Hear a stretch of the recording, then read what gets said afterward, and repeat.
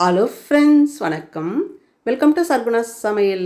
இன்றைக்கி நம்ம சேனலில் கல்யாண வீட்டில் செய்கிற மாதிரி அல்வா மாதிரி கேசரி, அதே மாதிரி அதே டேஸ்ட்டில் நம்ம வீட்லேயே எப்படி கேசரி செய்யலாங்கிறத பார்க்கலாம். அதுக்கு முன்னாடி நம்ம சேனலை இப்போ தான் முதல் முறையாக பார்க்குறீங்கன்னா சப்ஸ்கிரைப் பண்ணிக்கோங்க.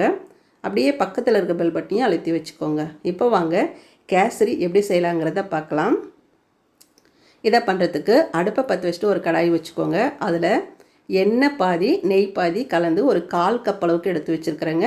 அதை ஊற்றிக்கலாம். இதில் ஒரு 15 முந்திரி பருப்பு ஒடிச்சு வச்சுருக்கிறேன். அதை சேர்த்துட்டு அடுப்பை குறைவான தீயில் வச்சுட்டு நல்லா இந்த முந்திரி செவந்து வர வரையும் வறுத்து எடுத்துக்கலாம். எண்ணெய் பாதி நெய் பாதி சேர்த்து செய்யும்போது கேசரி ரொம்ப நேரத்துக்கு நல்லா தளன்னு சாஃப்டாக மிருதுவாக அப்படியே இருக்கும்.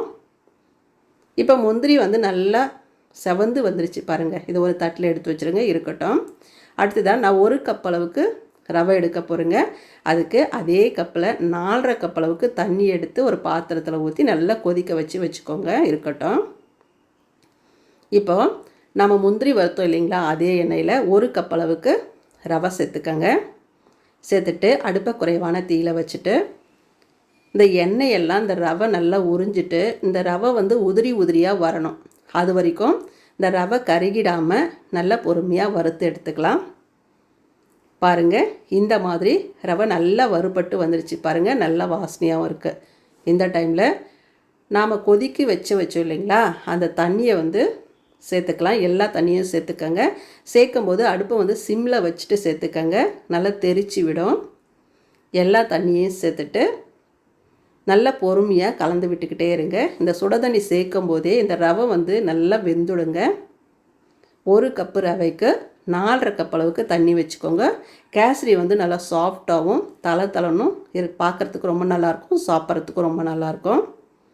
இப்போ பாருங்கள், ரவை நல்லா வெந்து வந்துருச்சு பாருங்கள். நல்லா கட்டி ஆகிட்டு வந்துருச்சு. இது வரைக்கும் நீங்கள் கலந்து விட்டு வேக வச்சுக்கணும். இந்த டைமில் 1 கப்பு ரவைக்கு 1.5 கப் அளவுக்கு சர்க்கரை சேர்த்துக்கங்க. உங்களுக்கு சர்க்கரை குறைவாக வேணும், ஸ்வீட் குறைவாக வேணும் அப்படின்னா 1 கப் அளவுக்கு சர்க்கரை சேர்த்துக்கங்க. சர்க்கரைக்கு பதிலாக நீங்கள் நாட்டு சர்க்கரை கூட சேர்த்துக்கலாங்க, உங்கள் விருப்பம்தான். சேர்த்துட்டு சர்க்கரை சேர்த்த உடனே இந்த மாதிரி இலகி வரும். இந்த டைமில் நான் ஃபுட் கலர் சேர்த்துக்கிறேங்க, கேசரி கலரு. இது முற்றிலும் ஆப்ஷன் தான்.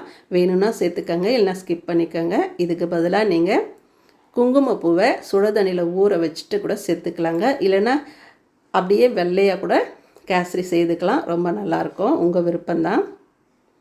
சேர்த்துட்டு நல்லா கலந்து விட்டுக்கிட்டே இருந்தீங்கன்னா இந்த மாதிரி கெட்டி ஆகிட்டு நல்லா வெந்துட்டு வரும். பார்க்கும்போதே பாருங்கள், நல்லா வெந்து பூ மாதிரி மலர்ந்து வெந்திருக்குது பாருங்கள் இந்த ரவை. இந்த டைமில் நான் சர்க்கரையில் ஏலக்காய் போட்டு அரைச்சி வச்சுருப்பேன், அதிலேருந்து 1.5 ஸ்பூன் சேர்த்துக்கிறேங்க. இதுக்கு பதிலாக நீங்கள் ஏலக்காய் பொடி இருந்ததுன்னா ஒரு 1/2 ஸ்பூன் சேர்த்துக்கங்க.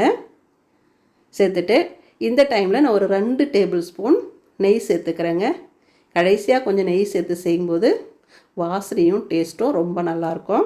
சேர்த்துட்டு ஒரு முறை நல்லா கலந்து விட்டுருங்க.